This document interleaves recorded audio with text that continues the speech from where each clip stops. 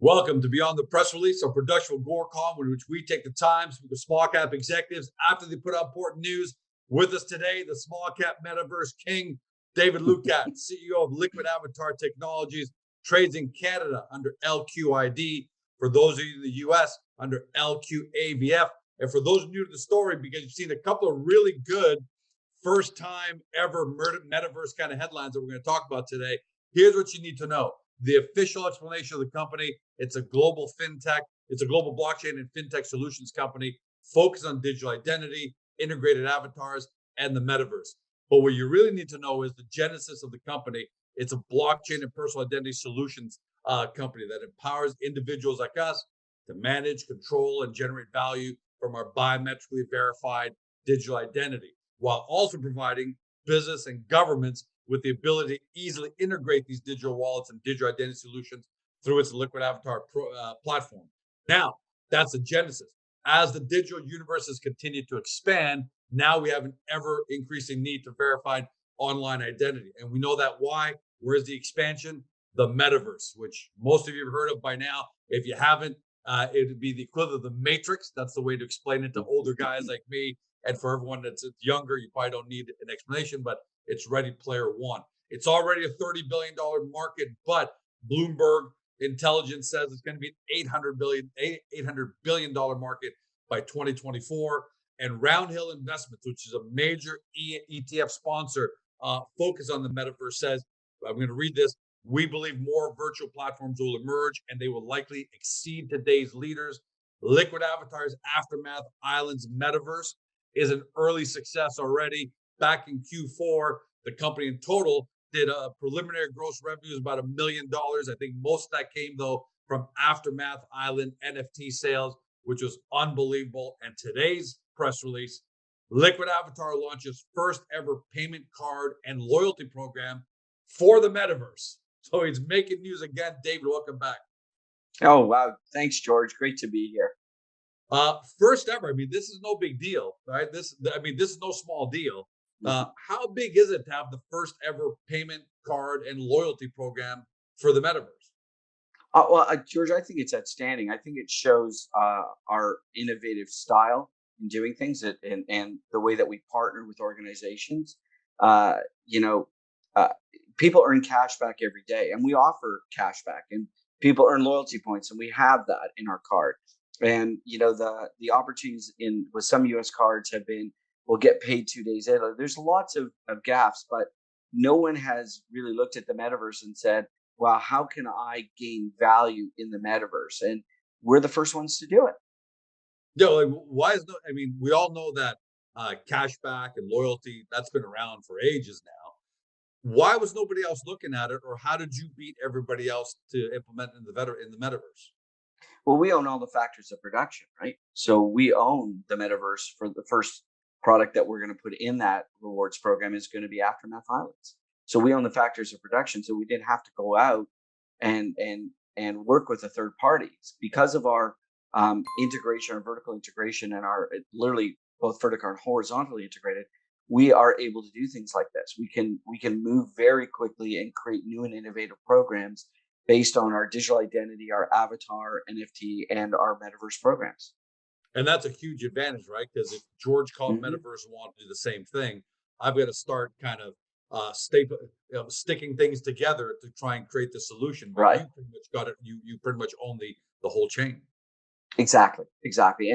And given our background in payments, it was relatively easy to work with our partners to put this together. I find it interesting. Here's a quote from the press release, because I'm so used to, and a lot of NFT Web3 people are used to the fact that most of this takes place through crypto wallets, right? But Right. great quote here: the ability to accept traditional forms of payment, especially the loyalty scheme attached to it, lowers the barriers to entry and will set Aftermath Islands apart from other metaverse experiences that only accept cryptocurrency. That's Give us a true. little more flavor on that as to why that's such a big advantage today.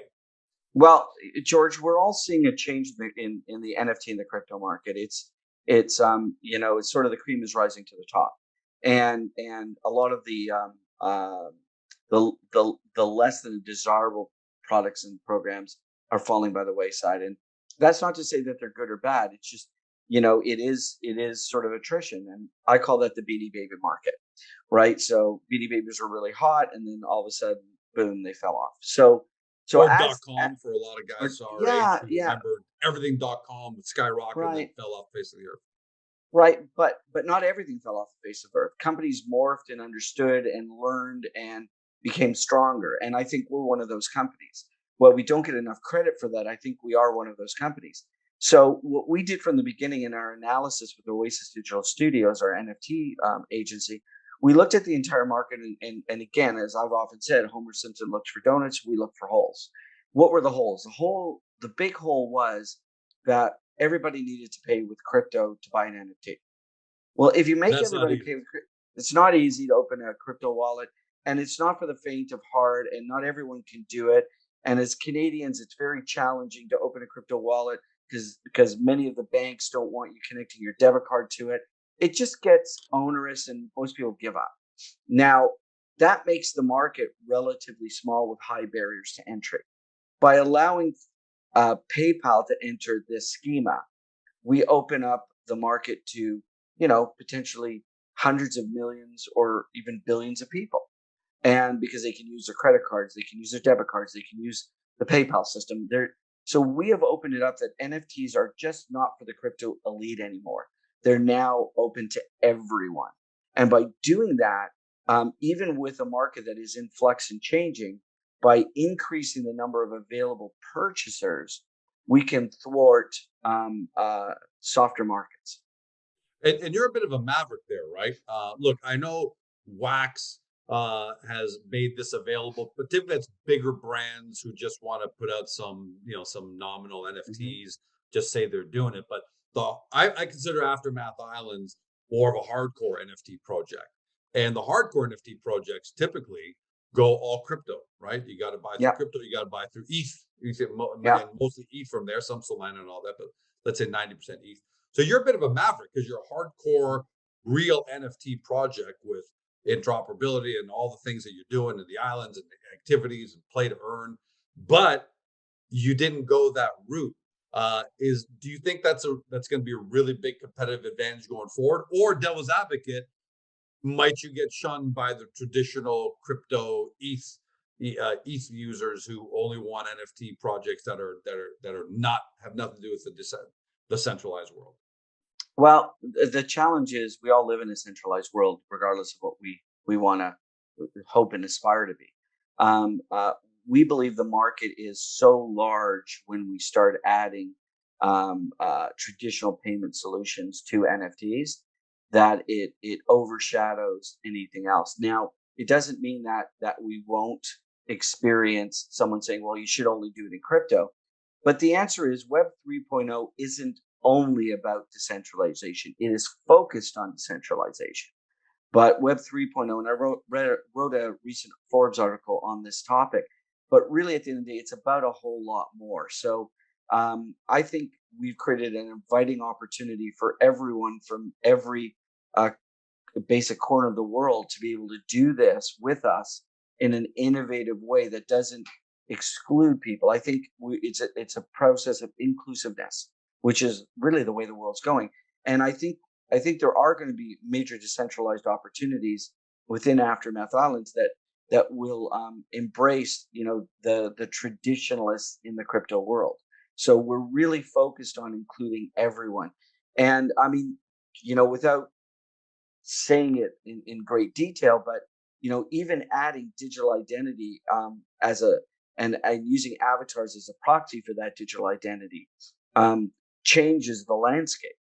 Now we're focused on anonymity with assurance, so we're not saying that someone needs to be able to give everyone all their information in an NFT or crypto environment, but I don't want bad actors in my living room. I want to know that people I'm associating with are good actors. The other thing too is we're seeing more and more NFTs, George, that provide access to something. So we're starting to see those access NFTs. If you have this NFT in your wallet, you can come into this event, right? Or you can do this, you can do that. But that does not give any assurance. All it does is provide access. So if it's a ticket to come into restricted concert or event or a casino, it doesn't give assurance that the people that you're inviting in are qualified to come in. It only says they have the ticket in their hands. Of course. So there's lots of opportunity here without thwarting the Web 3.0 purists and decentralization and anonymity to create high levels of assurance. Let's talk about how it. By the way, you're not just talking your book. We already talked about the great success that you've had. We've already talked about, and not today, but the previous successes you've had on the digital identity side. Work with the Ontario government, Ontario's Convenience Store Association. You, if David Lucat says it, you got to really weigh that and how serious it is. Going on to the next topic, how does it work? So this is the LQID card. It's a physical prepaid debit card powered by Optimize FT's Engage 360 payment card and digital banking platform available in the United States. There's a lot to unpack there because a lot of us are not familiar. So kind of run us through what that actually means. Well, right now we're starting this particular part of the program in the U.S. And like any network program, whether it's Visa or MasterCard, this will be a MasterCard program, but the card is regional, right? Each franchise is regionally operated.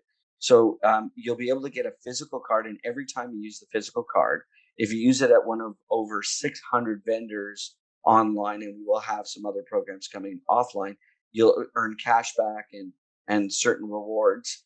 But you can also opt into the Metaverse Rewards program, and every time you use the card, you'll earn, Metaverse reward points, and those reward points can be turned in for Aftermath Island NFTs. It could be land, it could be resources, it could be buildings.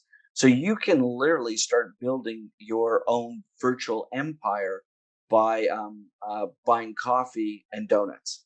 Especially in the early days, right? Where Exactly. you're able to still buy things cheaply. And by the way, we're not giving financial advice, but like any paradigm shift, sometimes the sooner you can get in, if you find the right, if you can find the right and if it fits your financial model, because I want to make sure we're not giving people financial advice. Absolutely. 10 years later, you can look back and say, oh my, like the people who said they bought Bitcoin at 50 cents in a dollar and $2, and people thought they're crazy, and now they're, it's yeah. Well, it pays to get in early, and this program, the entry point for Aftermath Islands is very, very low, and we've done that on purpose. We want to give everyone a reasonable opportunity to be a landholder in Aftermath Island. So, parcels start at or plots start at somewhere around $35 US, and they do go up into the thousands of dollars for large, very exclusive land parcels. But it is reasonably within the realm of acquisition for everyone in the developed world.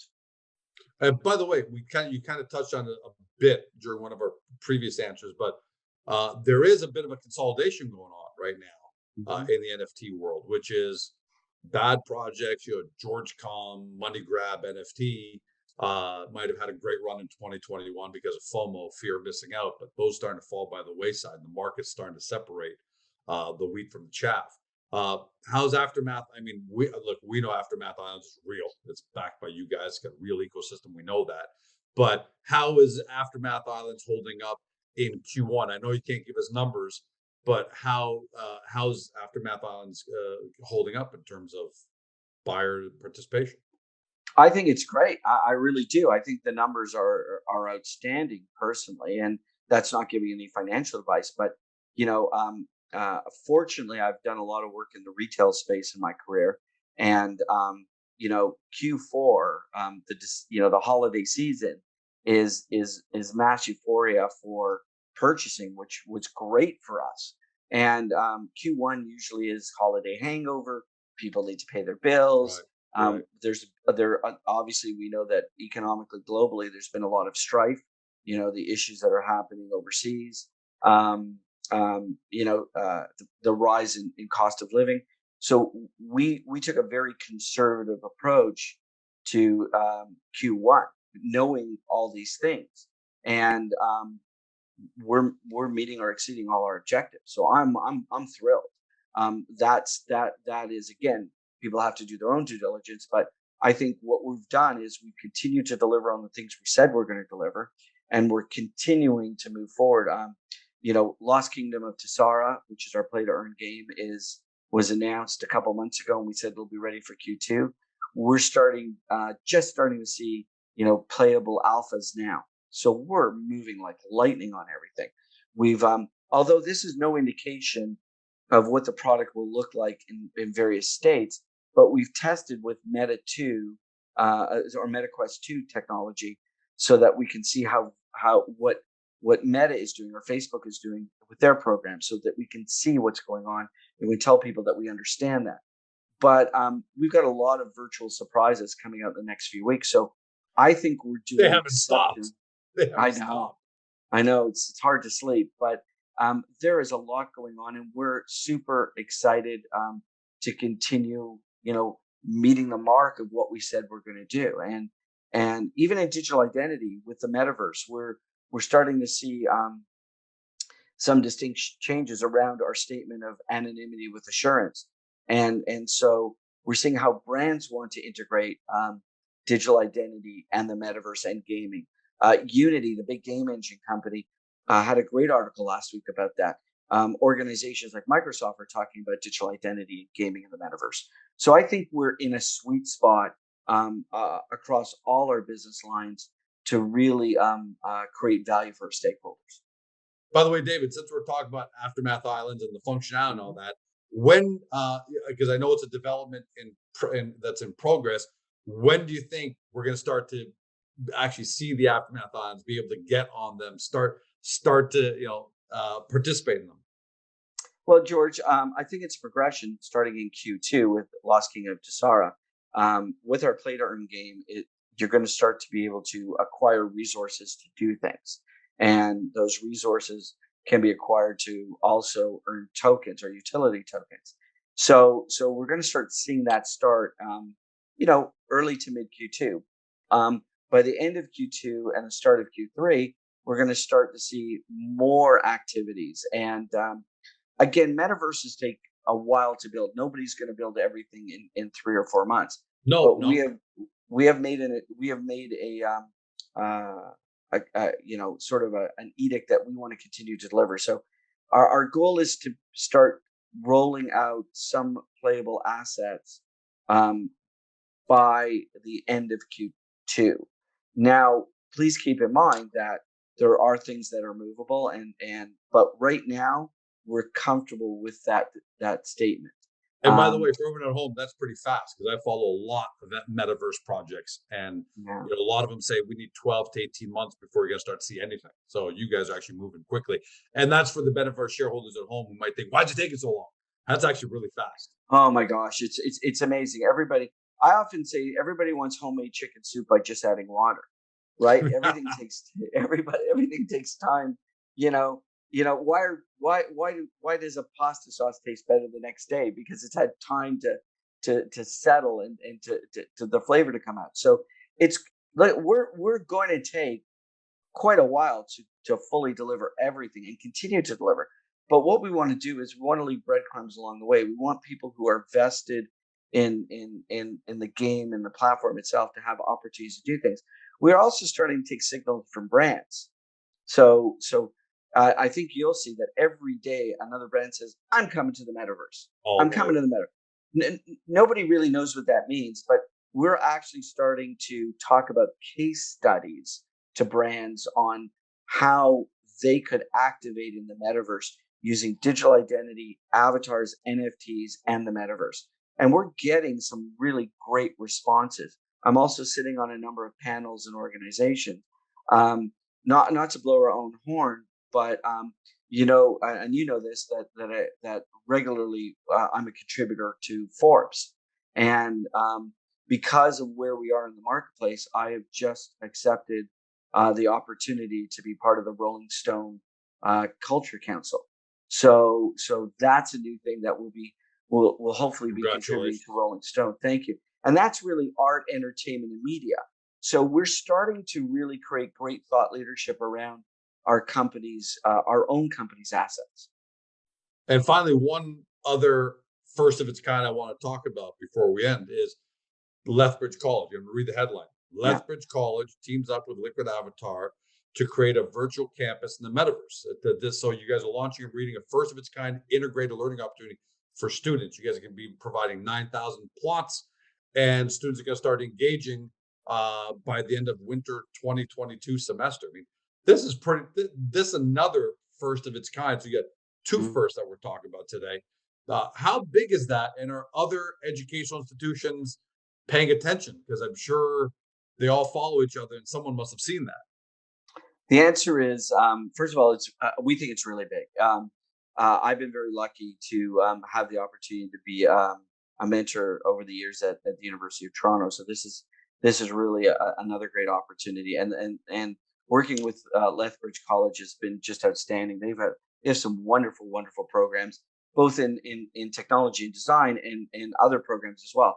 What it really does is it gives us a starting point in which to create educational opportunities in the metaverse.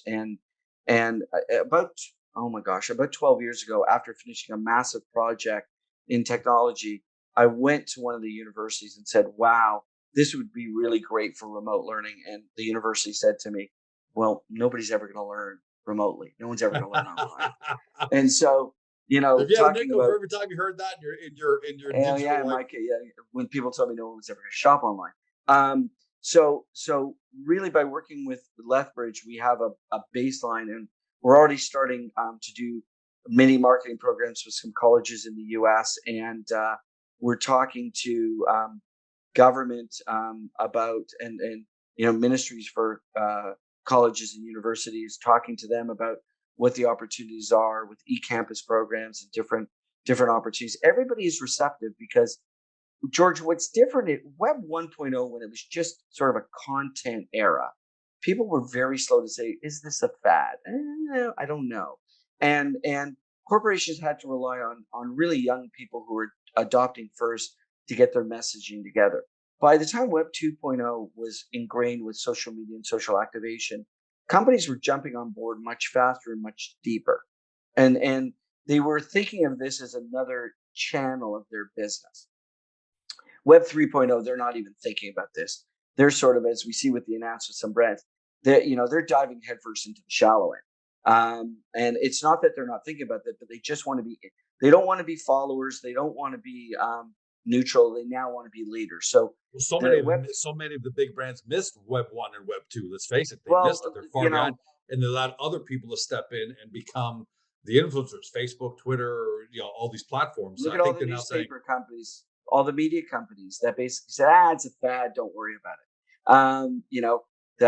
When's the last time you saw Yellow Pages? When's the last time you read a newspaper, a physical newspaper? I mean, not that we don't do these, or I like to say, if you gave a 2-year-old a magazine, put it down in front of them, they'd swipe it. They would swipe it. And everybody as young children go, that's true. They think everything's an iPad, right? So the market has changed. Things are different, and we have to continue to evolve. And what we're doing is we're saying we've got a big stake in the center, and that is digital identity. And that is going to be the core that we believe powers everything. But again, around that, we have our avatars and NFTs, and around that, we have the metaverse. And we are really, I hope to our stakeholders, we are proving that we are focused and we are delivery oriented, and now we are revenue oriented as well. Well, David, look, friends or not, business colleagues or not, if you weren't delivering, I wouldn't be putting my name to this. I wouldn't be having these kind of energetic, interviews. I just wouldn't, right? Right. But, we're very Web3 immersed, and we are watching everything Web3. Agoracom's going into Web3. That's something for discussion another day. We're going there. So I can tell everyone that all shareholders that you guys are delivering fantastic value here. And this is the way it's built. And Rome wasn't built in a day, but relative to most other projects, look, you're not Bored Ape Yacht Club that just took off like a rocket ride and took on life its own. We all wish that. But I would put Aftermath Islands and what you guys are doing in the metaverse in the 98th percentile. Thank you. you guys are in the top 2%. I think that's an easy one to say. And you've got a better roadmap than 99.5% of the projects out there. A lot of projects took in more money and they're kind of not sure. Like, okay, we think we're going to do a play to earn game and we think we're going to do, our video game, but they're not entirely sure yet. Shareholders of Liquid Avatar and participants in Aftermath Islands, they've got a pretty good roadmap already of where you're going. And I think you guys do an amazing job, man. That's why I love having these conversations. Thank you. Really appreciate that.